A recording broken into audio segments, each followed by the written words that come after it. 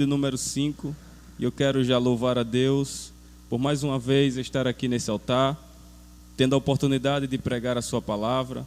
Louvar a Deus pela vida do anjo da igreja, pastor Arnóbio Tavares, Anderson Góes, a irmã Aline, enfim, todos aqueles que estão trabalhando por detrás das câmeras, dos bastidores, fazendo com que esse canal continue avançando e vidas ainda mais sejam tomadas e sacudidas pelo poder da palavra e pelo sopro do Espírito. Louvar a Deus pela vida do presbítero Edmilson Marinho, que Deus continue lhe dando graça, sabedoria, a continuar estando à frente desse trabalho. Ao meu dirigente, presbítero Oberdon, que está no trabalho, eu mando a paz do Senhor e um abraço para a irmã Marilza, a Gisele, a todos os amigos que estão aí ligadinhos no canal do YouTube da AD Rio Largo. Eu quero ler com vocês Salmo 42, versículo 1 ao 5, está escrito: assim como a corça brama desesperadamente pelas correntes das águas, assim brama a minha alma por ti, ó Deus. A minha alma tem sede de Deus, do Deus vivo. Quando eu me lembro destas coisas, dentro de mim derramo a minha alma, pois eu havia ido com a multidão. Eu fui com eles à casa de Deus com voz de alegria e louvor, com a multidão que festejava. Por que estás abatida, ó minha alma? E por que te perturbas dentro de mim? Espera em Deus, pois ainda louvarei pela salvação da sua face. Glória a Deus. Quero agradecer aos que estão em pé.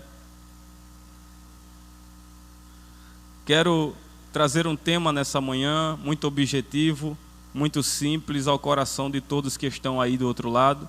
O tema é a corça sedenta. Nós estamos diante de um livro que é conhecido por todos, Jicó Salteado. O livro de Salmos é o livro do cântico. Salmos é o inário de Israel. São poemas, música, adoração, expressão de sentimentos que flui de dentro da alma de todos aqueles que puderam compor um salmo dentro da Bíblia. O livro de Salmos é composto por 150 salmos, cântico, adoração. Este livro está centralizado justamente no meio da Bíblia Sagrada. De um lado temos o livro de Provérbios e do outro lado temos o livro do patriarca Jó. Haja vista que a maior autoria do livro dos Salmos é atribuída justamente ao homem segundo o coração de Deus, o menor da casa de Jessé, aquele que foi ungido para liderar a Israel em meio ao desespero, em meio à crise espiritual e moral de Israel. 73 salmos da Bíblia Sagrada foi escrito por Davi. Haja vista que 12 salmos têm os seus autores pelos filhos de Corá. 12 salmos aproximadamente foram escritos por Asaf. 2 salmos foram escritos pelo sábio Salomão. Um salmo também foi escrito pelo legislador e libertador do povo do cativeiro egípcio, que foi justamente Moisés. Um salmo foi também escrito por Emã e um salmo escrito por Etã. Haja vista que 49 salmos aproximadamente são de autores desconhecidos, mas foram em momentos de luta, em momentos de desespero, em dias de crise, de choro e de adversidade. Foram em momentos de conflitos existenciais, espirituais e morais, de dias de perca e de alegria, que o Espírito de Deus vai inspirar a estes homens para compor o livro de Salmos. Haja vista que constantemente nós enfrentamos lutas, guerras, desespero, perigo, problemas financeiros e familiares. E quem nunca, em dias como esse, gritou por ajuda e não teve ninguém do lado para lhe ajudar? Foram em momentos como esse onde a tristeza batia, onde o desespero predominava. Quem nunca foi abrir a Bíblia e nunca foi ler um dos salmos mais conhecidos da Bíblia, que é o Salmo de número 46, que diz: Deus é o nosso refúgio e a nossa fortaleza, socorro bem presente no dia da angústia. Pelo que não temeremos, ainda que as águas, ainda que a terra se mude, e ainda que os montes se transportem para o meio dos mares, ainda que as águas rujam e se perturbem, Ainda que os montes se abalem pela sua braveza, há um rio cujas correntes alegram a cidade de Deus, o santuário da morada do Altíssimo. Deus está no meio dela e ela não será abalada. Deus o ajudará ao romper da manhã. Quem em dias de luta, de desespero e de crise nunca foi abrir a Bíblia e já leu outro salmo conhecido, que é o Salmo 121, onde Davi escreveu em um período caótico e disse que elevo os meus olhos para os montes, de onde me virá o meu socorro? O meu socorro vem do Senhor que fez os céus e a terra.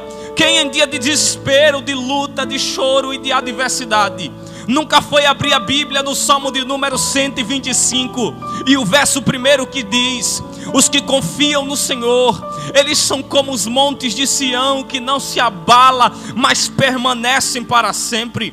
Quem em dias de luta, de desespero e de crise nunca foi abrir a Bíblia e já foi ler o Salmo 24 que diz: do Senhor é a terra e a sua plenitude, o mundo e aqueles que nele habitam. No verso de número 6 do Salmo 24 diz: esta é a geração daqueles que buscam a tua face, ó Deus. Quem, presbítero Marinho, em dias de luta, de guerra e de desespero, nunca foi ler um salmo da Bíblia e não abriu no Salmo 51 e o verso de número 10 que está escrito: cria, ó, em mim, ó Deus, um coração puro e renova dentro de mim um espírito reto. Não me lances para fora da tua presença e não retira de mim o teu espírito. Quem em dias de luta e de desespero nunca foi ler um dos salmos conhecido, que é o Salmo 70 e o verso 1 que diz: apressa-te, ó Deus, a me livrar,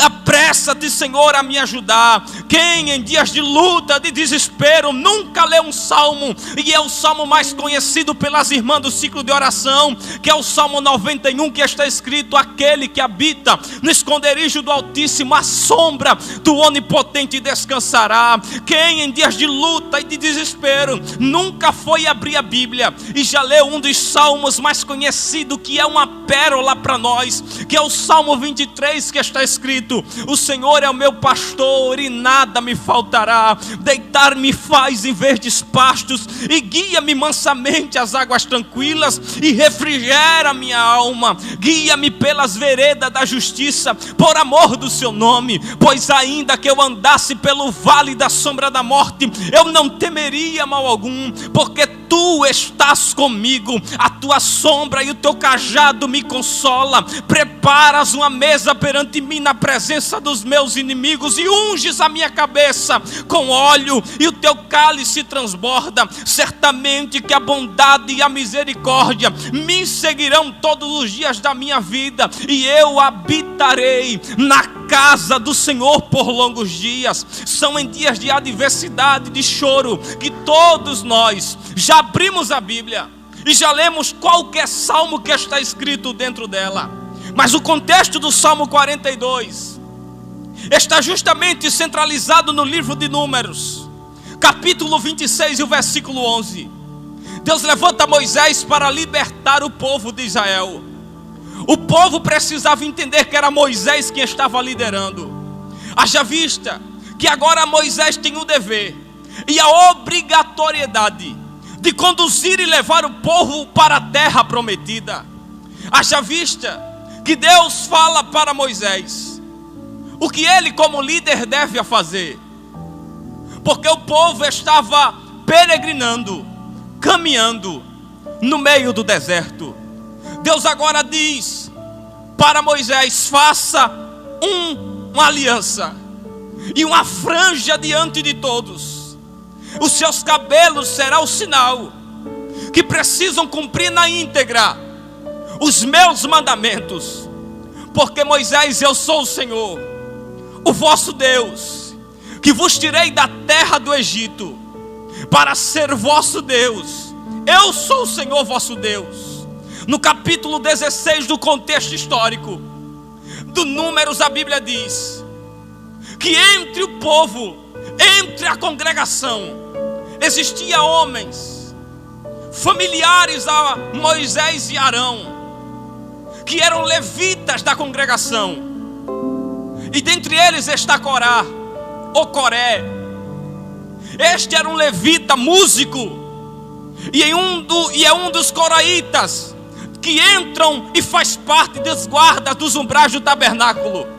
Este homem teve o privilégio de ser guiado junto com o povo através de Moisés.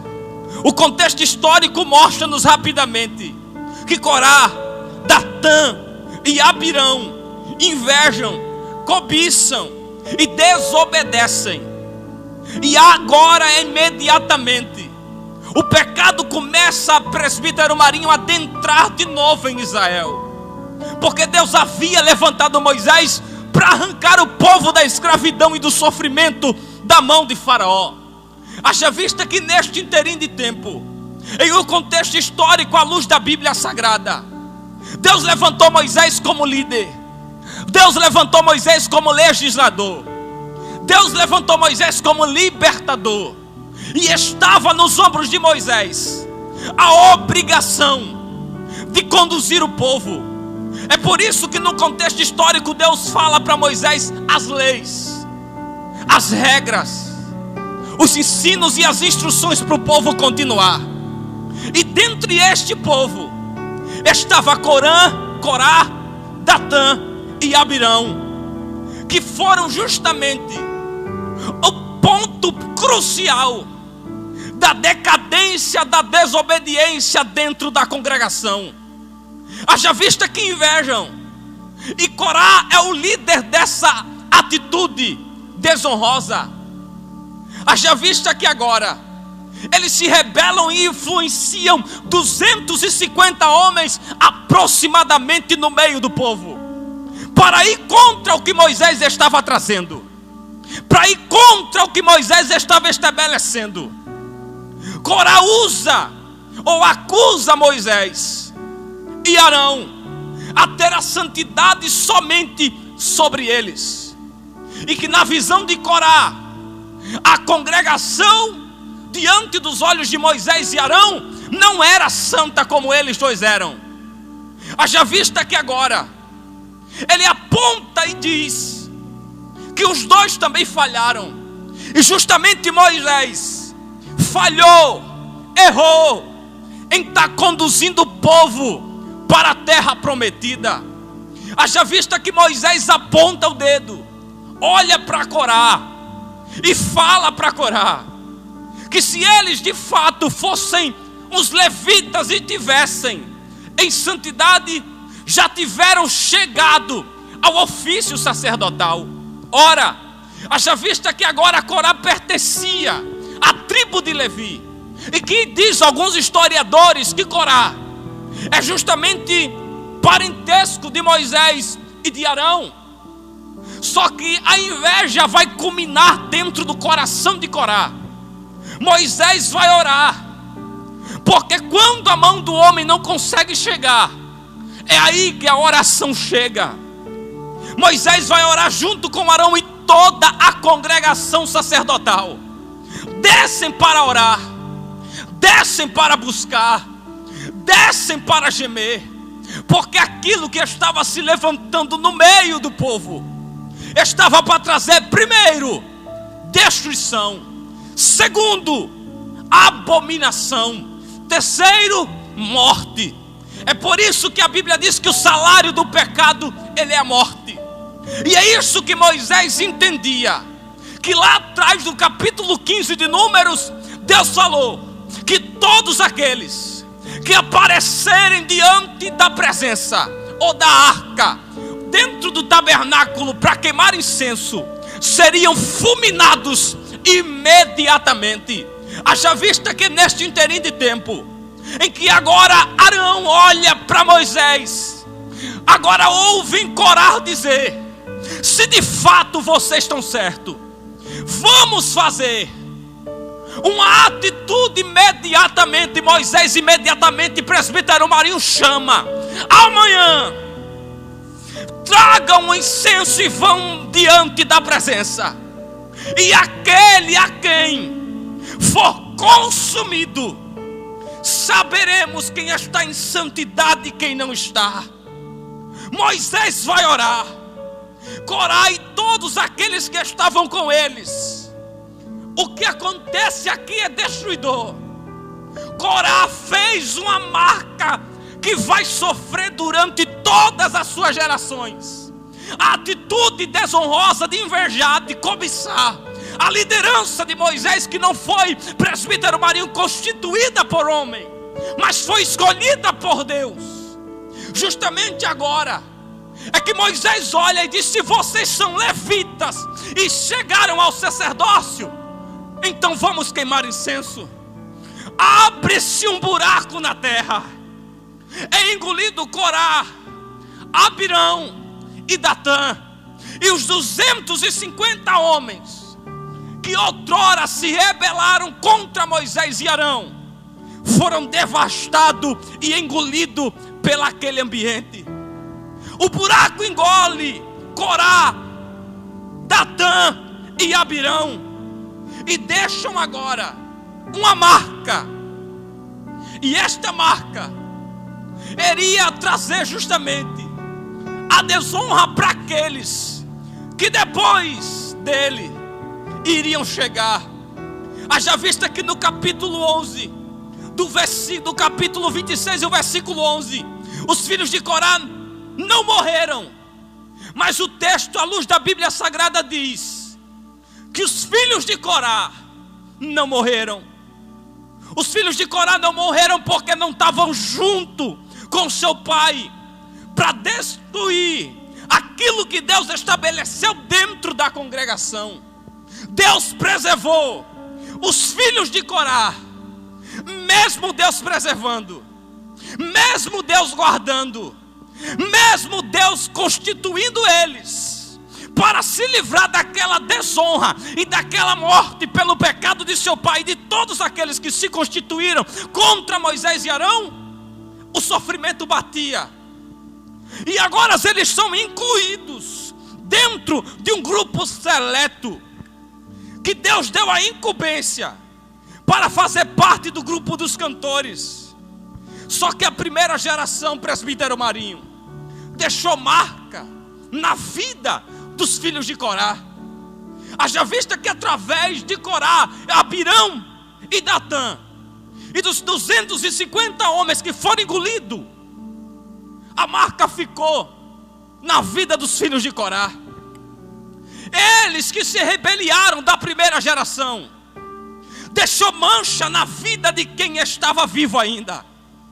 E diante de todo o povo de Israel, na minha conjectura, aonde eles passavam, a população dizia: lá vai o filho do desobediente, que foi engolido pela terra.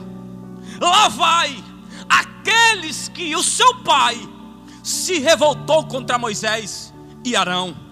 Lá vai andando os cantores que estão no grupo, mas que antes seu pai e todo o povo foi engolido pela terra por causa da inveja, da desobediência e de não cumprir os mandamentos divinos.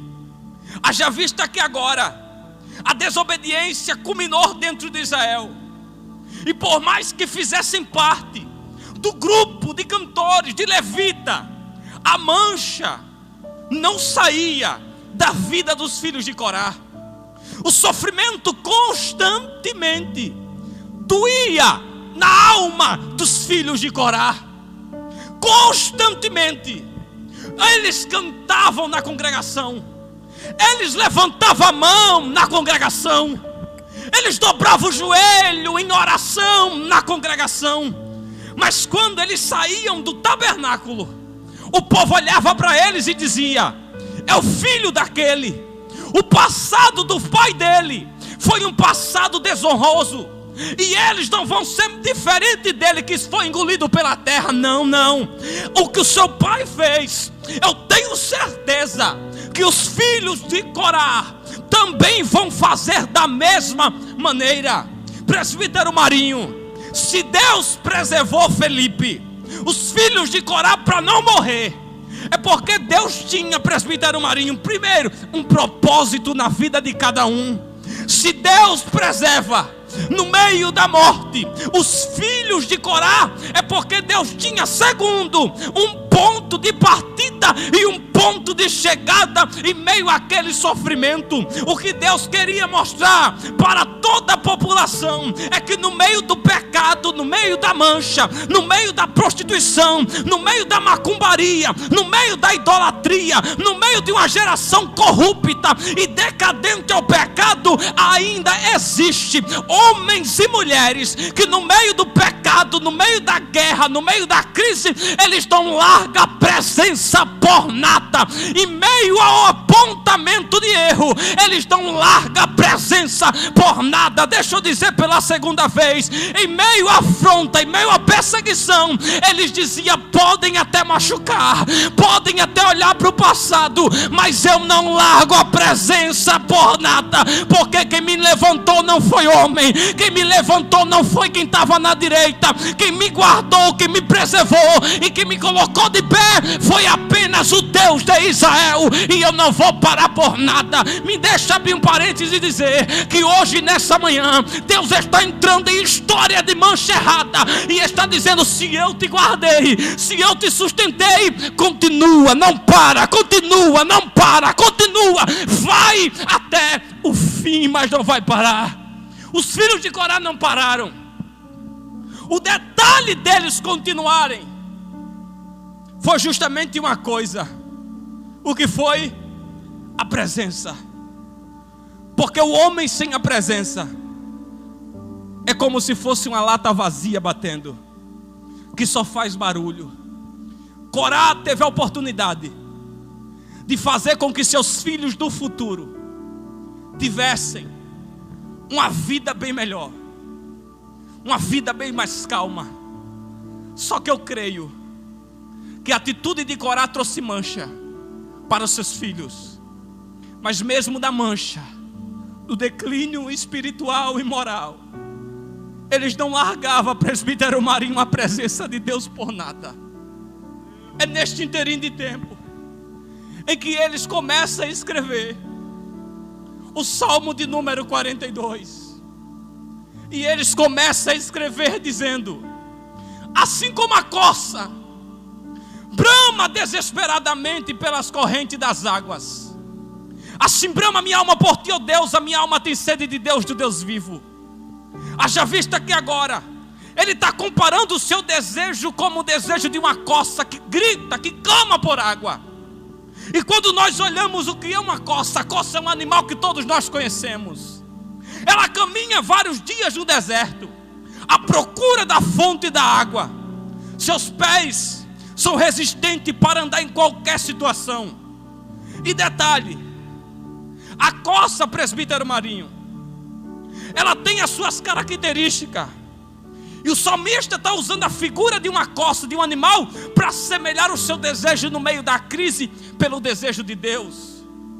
A corça tem as suas características peculiares. A primeira característica, ela é um mamífero da família dos cérvidos que habita na Europa.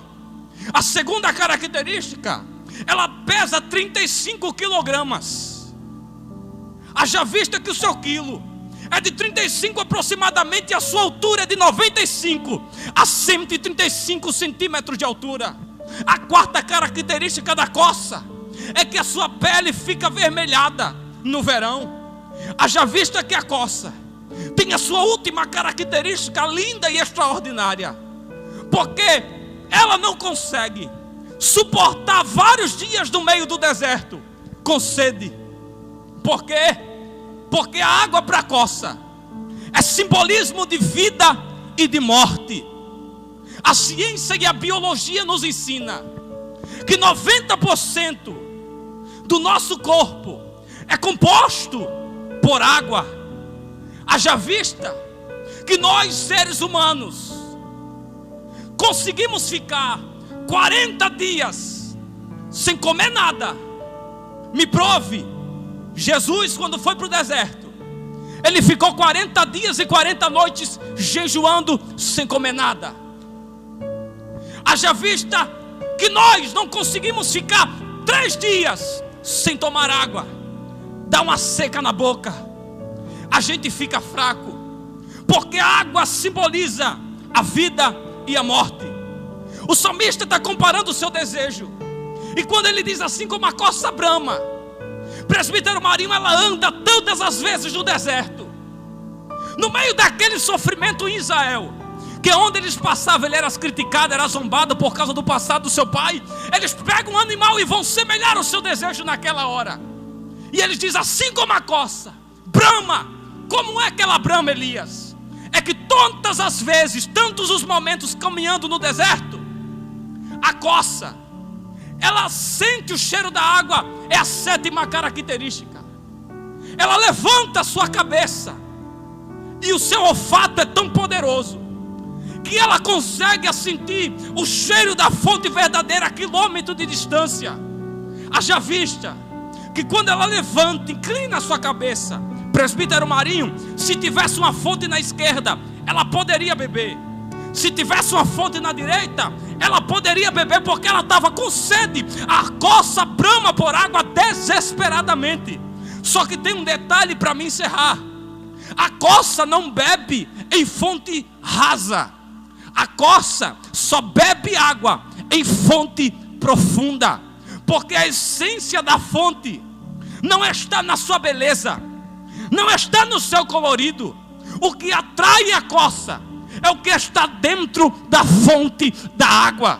Para me encerrar e correr para o final, o salmista está usando essa corça porque quando ela sente o cheiro da fonte da água a quilômetro de distância, é isso que eu acho extraordinário.